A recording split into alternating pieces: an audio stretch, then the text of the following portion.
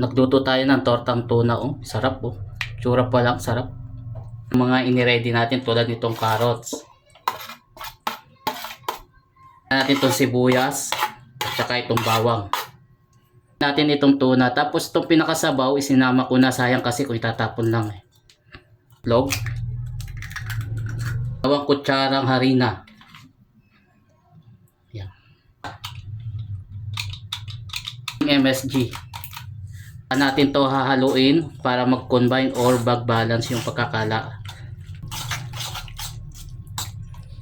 Okay na yan. Pwede na tayong para matansya natin. Magugustuhan ito ng mga bata. So 3 piraso muna ilagay natin.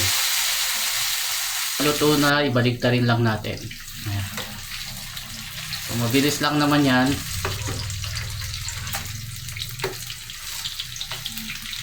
Nagluto na yung ating tortang tuna. Nagluto tayo ng tortang tuna, oh. Sarap, oh. Tsura. Sarap, ah. Sarap, oh.